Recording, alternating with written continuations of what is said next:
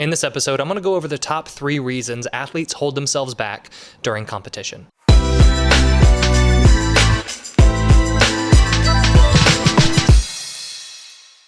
Hey there, I'm Eli Strawman, a performance coach and the founder of SuccessStartsWithin.com.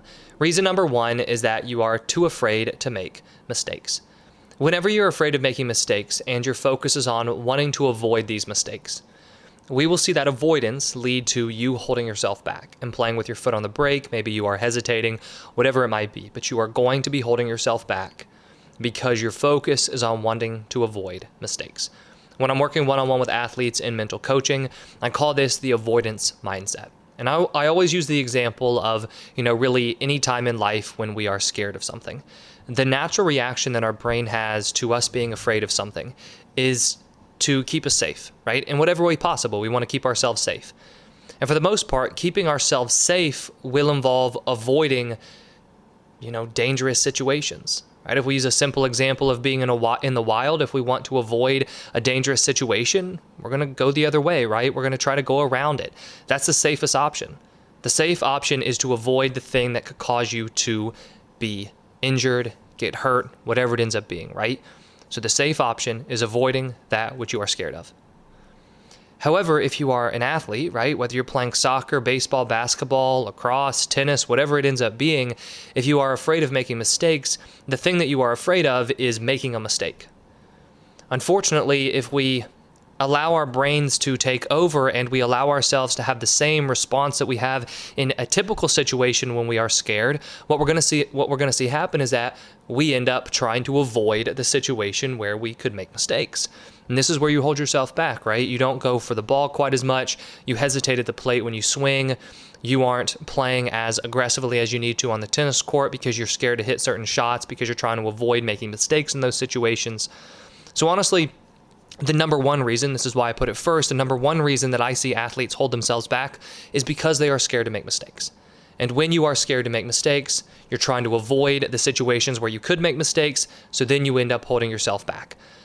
The most frustrating part of all this is that, number 1, this is where you leave games feeling disappointed in yourself because you know that you're the one that held yourself back.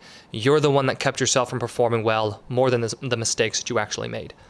And reason number 2 is that when you hold yourself back, if you do get put in a situation or put in a position to do something, you probably aren't in the best mindset to actually succeed.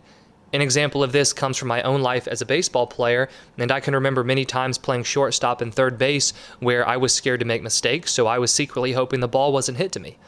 And as I hoped the ball wasn't hit to me, what ended up happening is that when it was hit to me, I wasn't ready to make the play, so then that increased the chances of me actually making an error and making the mistake, which is the thing that I was so scared of making in the first place.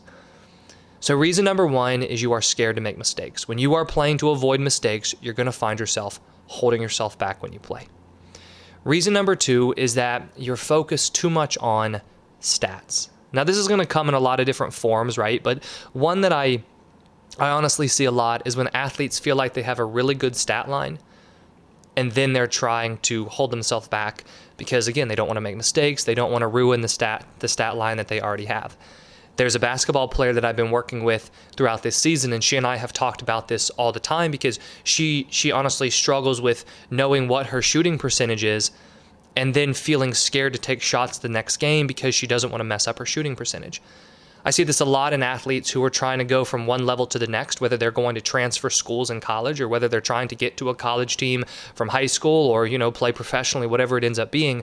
But if you're wanting to be seen as this really good player, it's easy to then have yourself want a certain stat line. And then because you have this certain stat line, you feel like that's going to help you get to the next level. But unfortunately, if you're doing well, instead of that leading to more confidence and you feeling as, okay, I can keep this up, I have really great momentum happening right now, let me just keep playing well, it turns into you being scared of losing that, right? If you have a batting average in softball and you're scared of messing up your batting average, you'll find yourself being more timid and hesitating at the plate.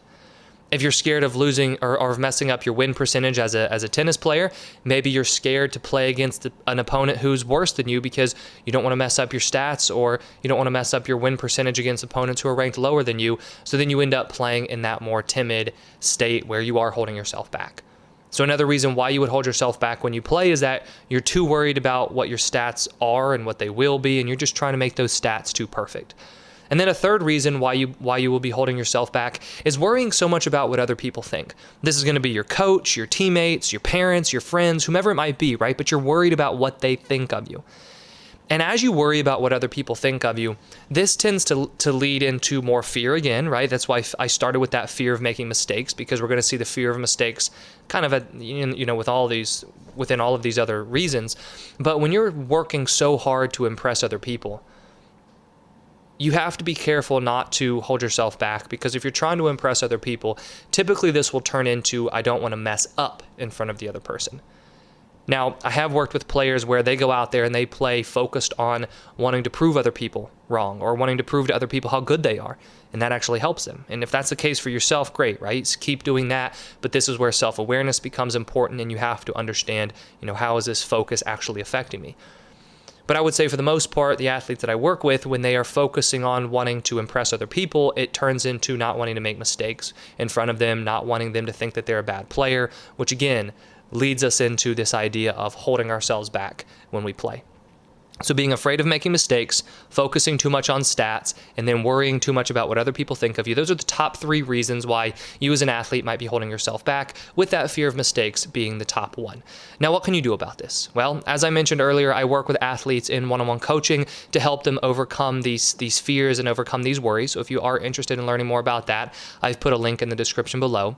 But I also have an online course available that walks you through the process of going from this kind of scared, anxious athlete all the way to an athlete where you are playing with confidence and playing freely. So I've put a link to that in the description below as well if you'd like to learn more. But the bottom line is, if you want to go from holding yourself back to playing with confidence and playing freely, you have to understand what is causing you to hold yourself back. Is it fear? Is it worrying too much about other people? Is it worrying about stats? Is it all of them? And then you have to figure out how can you actually go about changing your focus, changing your thinking, and playing with more confidence. Otherwise, we're just going to see this fear, this worry, this concern about stats continue to hold you back. I hope you enjoyed this video, and if you did, please hit that like button and subscribe if you haven't already. I put out new videos each week on sports psychology and mental training. Thank you for watching, and I wish you the best of success in all that you do.